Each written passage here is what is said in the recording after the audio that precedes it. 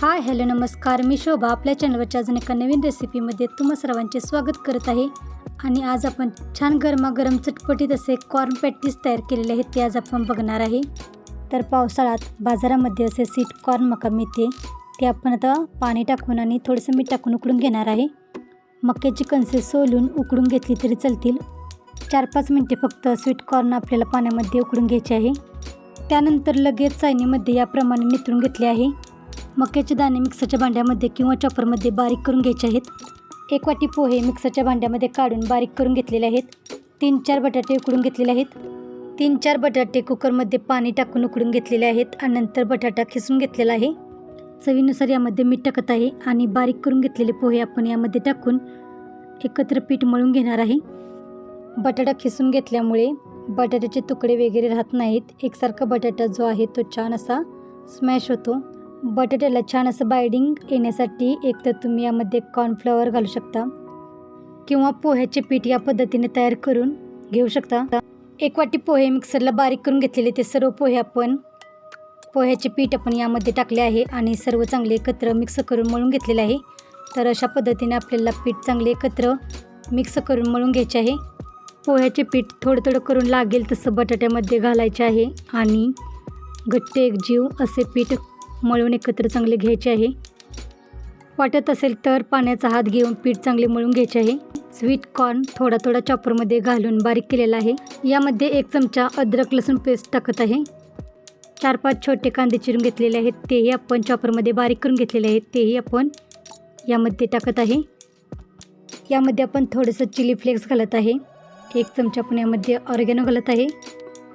1 चमचा आपण यामध्ये धना पावडर घालत आहे आणि 1 चमचा गरम मसाला घालत आहे. 2 शिमला मिरची चिरून घेतलेल्या आहेत त्या आपण यामध्ये घालत आहे. 4-5 हिरव्या मिरच्या बारीक चिरून घेतलेल्या आहेत त्याही आपण घालत आहे. आणि पनीर आपण असेच हाताने कुस्करून यामध्ये घालत आहे. घरामध्ये फाटलेल्या दुधापासून तयार केलेले पनीर आहे तेही पनीर आपण यामध्ये घालत आहे. आणि यामध्ये आपण थोडेसे चीज खिसून घालत आहे.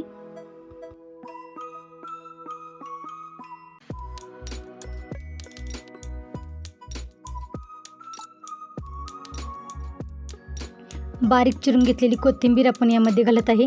चवीसाठी आपण यामध्ये थोडंसं मीठ टाकत आहे.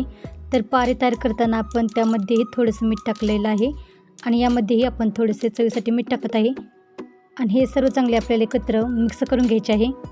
तर अशा पद्धतीने कॉर्न पॅटीस तयार करण्यासाठी आपले सारण आहे ते तयार झालेले आहे. पॅटीस तयार करण्यासाठी आपलं सारण तयार आहे आणि पारीसाठी जे पीठ तयार केलेले आहे ते सुद्धा तयार आहे. आता या पिठाचा गोळा घेतला. तयार केलेल्या पिठाचे आपल्याला गोळे तयार करून घ्यायचे आहे. त्यातील एक गोळा घेऊन तो आपण थोडासा पुरी वड्या लाटून घेणार आहे.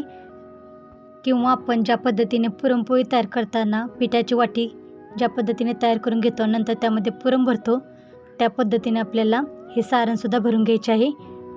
हाताने वाटीगत आकार देऊन किंवा अशा पद्धतीने लाटून घेतले तरी चालेल. तर तयार केलेले सारण आपण यामध्ये 1 चमचा घातले आहे. त्यामध्ये आपण छोटा 1 चीजचा क्यूब घातलेला आहे आणि याच्यावरती आपण अजून थोडे तयार केलेले सारण घालून ज्या पद्धतीने आपण पुरणपोळीचा गोळा तयार करून घेतो त्याच पद्धतीने आपण गोळा आहे तो तयार करून घेणार आहे. हा जो गोळा आहे तो सील करून घ्यायचा आहे. आकार व्यवस्थित येण्यापेक्षा कुठेही फाटणार नाही किंवा सारण बाहेर येणार नाही याकडे आपल्याला लक्ष द्यायचे आहे. थोडासा पाण्याचा हात लावून याला सील करून घेतले तरी चालेल. त्यानंतर हाताच्या तळव्यामध्ये याला दाबून थोडासा चपटा असा आकार द्यायचा आहे. आणि या पद्धतीने आपल्याला पॅटी साहित्य तयार करायचे आहेत.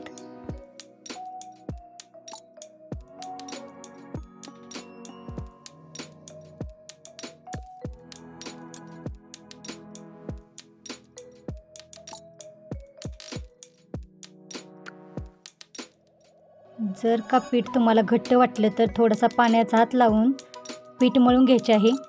तर अशा पद्धतीने आपण सर्व पॅटी साहित्य तयार करून घेणार आहे. तळण्यासाठी तेल मध्यम आचेवर गरम करून घ्यायचे आहे. तेल चांगलं तापलं की याच्यामध्ये हे जे पॅटीस आहेत ते अलगदपणे सोडायचे आहेत. त्यांना लगेच हलवायचं नाही आहे तर त्यांना थोडंसं सेट होऊ द्यायचं आहे. आणि एक बाजू चांगली भाजून झाल्यानंतर ती पलटी करून दुसरी बाजूही चांगली तळून घ्यायची आहे.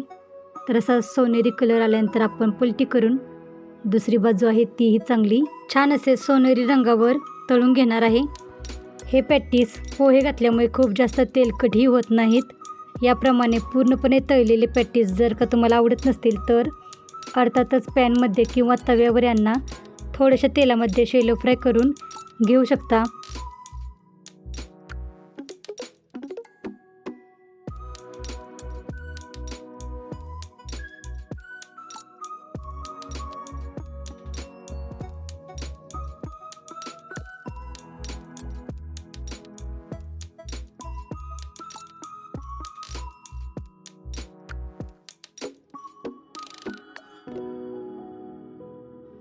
तर अशा पद्धतीने दोन्ही बाजूंनी अलटीपलटी करून छान सोनेरी रंग येईपर्यंत पॅटीस आपण तळून घेणार आहे आणि तळून झाल्यानंतर आपण काढून घेणार आहे.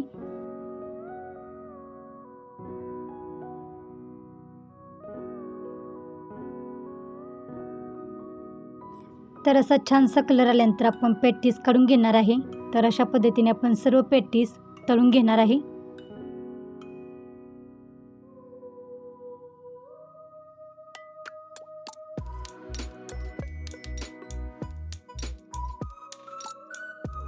हे गरमागरम पॅटीस तुम्ही टॅमॅटो केचपसोबत खाऊ शकता. आतील चीज वितळल्यामुळे सारण चवीला अतिशय सुंदर लागते. लहान मुलांना तर खूप आवडते. तर आजची रेसिपी कशी वाटली ती कमेंट करून नक्की सांगा. चॅनेलला अजून सबस्क्राईब केलं नसेल तर चॅनेलला सबस्क्राईब करा आणि रेसिपी कशी वाटली ती कमेंट करून नक्की सांगा. आणि वेळात वेळ काढून रेसिपी पूर्ण बघितल्याबद्दल धन्यवाद.